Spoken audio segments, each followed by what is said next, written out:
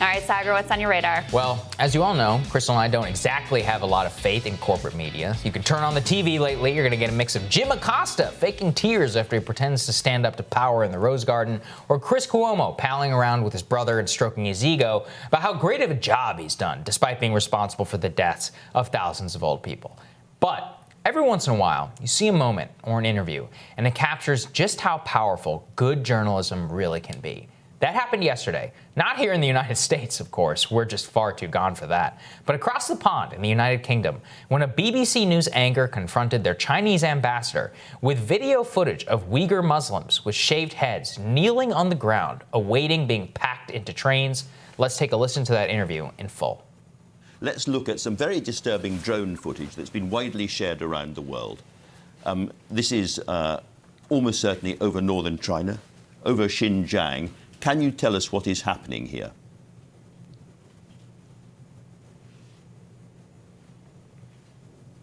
I cannot see, this video. This is not the first time you show me. I still remember last year you showed me what is happening in Xinjiang. In Xinjiang, exactly. But let me tell you this. Xinjiang, have you been to Xinjiang yourself? No, I never have. You know, Xinjiang is regarded as the most beautiful place in Xinjiang. There's a Chinese saying, you do not know how big China is. Ambassador, that is not beautiful coverage, however, is it? You know, Xinjiang, that is exactly what I'm going to tell you. Since 1990, Xinjiang has completely changed because there's thousands of terrorist attacks. People cannot. That was 10 years ago. Can I ask you why people are kneeling, blindfolded and shaven and being led to trains in modern China? Why? What is going on there? I do not know where you get this videotape. You know, sometimes you have a transfer of prisons and prisoners, you know, in any country. In any country. A masterful presentation by that BBC anchor, and ultimately a very revealing statement from the Chinese ambassador. Basically, they don't care if they get caught. But this monologue isn't just about China. It's about the global financial institutions that couldn't care less about what the Chinese have been doing, caught on tape, and how Chinese influence corrupts the very top of our democracy. Literally around the same time the Chinese ambassador to the UK was sitting for that interview, a stunning report came out from the New York Times that some of the companies manufacturing face masks, including some of which have been shipped here to the United States, have been caught essentially using Uyghur slave labor in a program which is basically a more sanitized version of the concentration camp labor leased out by the Nazi regime during the World War II. What was really telling to me was the response to this report, to that interview, both bombshells in their own right. Not a scrap of coverage in the mainstream news. Nothing from Republicans, save for one, Senator Hawley. Nothing from Democrats. Nothing from the White House. Why? Because people are making far too much money looking the other way. The use of Uyghur slave labor to manufacture face masks for the American public is the logical conclusion of the bipartisan China policy pushed by Washington for decades. We have no capability to protect ourselves, to produce the equipment necessary to keep our populace safe, to keep our populace employed in stable enterprise, and have to rely on imprisoned foreign slaves to make things for us so that we can have extra income to spend on drugs and video games or other cheap products which don't even make us happy. In reaction to this story, I noted a chapter from friend of the show Matthew Stoller's book, Goliath, in which he details how industrial monopolies here in the United States during World War II actively tried to work with the Nazi regime because it was a guarantee of cheaper prices and higher profits at the time. Sound familiar? These people haven't changed in the interim 75 years. Instead, what has changed is a government willing to do something about it, which is what brings us to today, where Donald Trump is president of the United States, who more than any candidate before him highlighted the bipartisan corruption in Washington surrounding our economic relationship with China and the lies that we've been fed for decades. And while I believe his tariff policy has done to rebalance more than anything, that any trading relationship in modern history before him, it is simply not enough at this critical time. And as I've highlighted here before, right now, at this moment, Donald Trump has an executive order on his desk, crafted by Peter Navarro, which would incentivize the domestic manufacture of personal protective equipment and encourage U.S. firms to move their industrial operations outside of China back to the U.S. Doesn't even force them to do so, which is something I'm in favor of. And guess what? It's still sitting on the desk, unsigned after months. Why? because Secretary of the Treasury Steve Mnuchin and White House advisor Jared Kushner believe of corporate concerns of alleged fear of Chinese retaliation. How is it that in the administration of the president elevated to office because of elites selling us out to China that this can happen? Why are you not seeing the video of that BBC anchor from the Trump White House itself? And I don't want to paint a picture of people who have done nothing. They've levied sanctions and more against China. But the fundamental reset that we were all promised has not materialized. The political moment that was rife for fundamentally resetting our relationship with China, the country which lied about coronavirus and covered it up back in January, has been completely squandered. And the reason is the very reason that we've been sold out to China in the first place. The Trump White House is too worried, according to my sources, of upsetting corporate America with this move and does not want to act much more aggressively against China because, you guessed it, it would impact the stock market and it would impact, in their view, public opinion about how the economy is going right now. It is incredibly circular logic, but a perfect encapsulation of how this administration has gone astray, and especially in the last several months. There has never been a more opportune time to completely decouple from China. And instead, we are getting irrelevant culture fights, obstinance, and obfuscations about the coronavirus itself.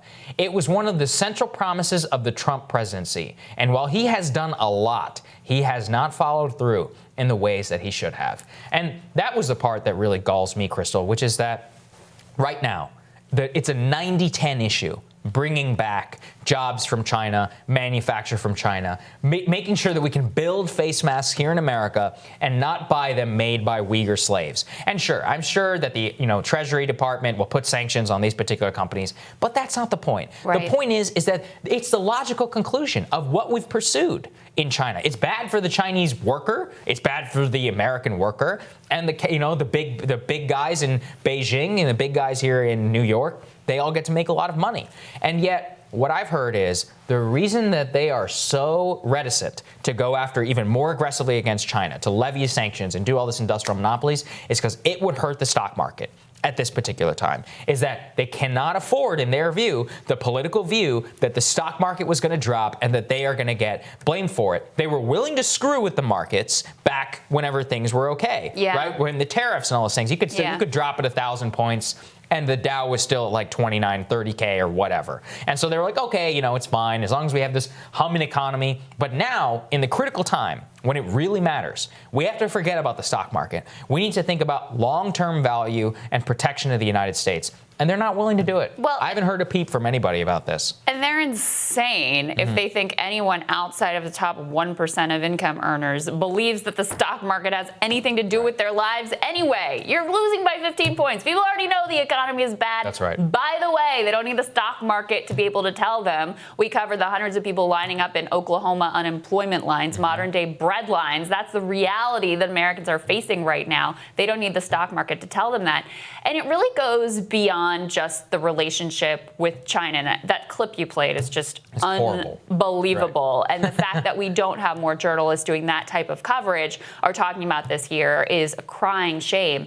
But look, this is really what our whole society has been structured around, maximizing shareholder value. Yes. I mean, that is ultimately like the Trump card. That trumps every other thing that we might want to do in this country, even though the American people didn't buy into that. They don't buy into that. They understand the value of being able to make things here, being able to, when we have a pandemic, have critical supply lines here so that you can have the PPE or the medicine or the medical supplies that you need here at home, not to mention the jobs that would come with that. So, so that's why, it's a no-brainer to have a Buy American order. It's a no-brainer what Joe Biden did. I mean, we praised him here, but honestly, it didn't take a genius to figure out, yes, critical supplies should be purchased here at home.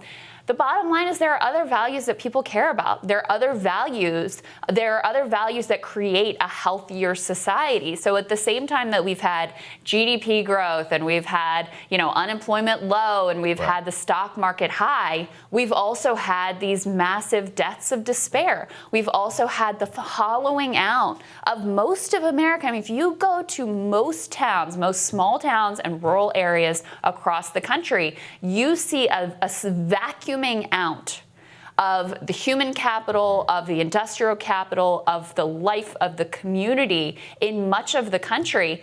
And, people here seemed totally disconnected from that. And you're right. That was a core part of what Donald Trump touched on. That was a core part of what got him elected. And he seems to not see it at all anymore. No. And, literally, 7:33 a.m., he just tweeted this: strong stock market numbers. You want to see them dive? Vote for the radical left with their big tax hikes. It's like, that is not what anybody is voting on right now, right? Nobody is voting. They're voting on certainty in their lives, on checks coming to their door. And they stayed at home. They were patriots. They stayed okay. Yeah. They didn't want to get anybody sick. And you know what? Now they can't do that, many of them. That because they have to work, or they're going out and they're protesting, or they're going out and they want to live their lives, which they can't be blamed for. And they're not getting provided the certainty they need. And again, even if they didn't do any of that, this is the administration, this is the president that came to office and broke the mold on China, probably forever, even economically. Like I said, I want to give him credit. I still think he has done more than any president in modern history in order to reset our relationship with China. And yet, in this moment where I think it really mattered, I think it matters now more than it even mattered a couple of years ago with the tariffs, because the political will was there in order to really do something. Yeah. And you can see, the Chinese are bold-faced liars. And not even that, they almost don't even care. You saw the indifference of that guy. He's like, prisoners, they get transferred in any country. That's how they feel. They'll have their crimes broadcast to the world, and they could care less because they know they have everybody. All the business leaders. Even Mark Cuban. And look, I like Mark Cuban. But yesterday, he was challenged, I think, by Ted Cruz. He was like, can you even say free Hong Kong? And he said, I don't comment on the domestic politics of any country. This is a cop-out, right? All of these business guys, they're like, I don't comment on domestic politics. That's a load of BS because they're afraid. They don't want to get the Mavericks banned in China. That's what it is. That's all it is about. And like I said, I like Mark Cuban. He came on this show, talked about the federal jobs guarantee. I thought it was a good idea about the contract tracing. But it's pretty disgusting to watch somebody who's worth billions of dollars and has a lot of financial risk on the line. Like I said, I wanted to draw attention to Holly. He's putting out a bill, I think this week in the Senate, which would ban ban companies from doing business with those who have forced slave labor, and is challenging the NBA and Nike and others who do business in China and actually contract with some of these companies in order to go away from it. It's not going to happen. Right. Well, and by the way, we should also ban prison labor here as well. Something that we've covered too. So let's not cover up our own sins here. What was it called? It was the down in Louisiana and New Orleans. They the sanitation workers were on strike and they replaced them with prison. It was absolutely insane. So let's be clear about our own sins here as well. But the bottom line here is you're absolutely right. To the extent that, that Trump got into office on rebuilding America, on bringing back jobs from overseas, and people really believed that he could create a more hopeful future in their communities. And look, I was out on a limb as a Democrat. I supported the tariffs. I supported a different approach to China, as some of us on the left did. But ultimately, it really hasn't amounted to much. And so now when the chips are down, when you actually have a chance, when you have such a clear-cut case, the American people are totally with you. They totally see the need for this, and it's demonstrated so clearly that that's when you back down because you're afraid of the freaking stock market. Give me a break. It's pretty pathetic. That is absolutely pathetic. All right, I'm looking forward to your radar next, Crystal.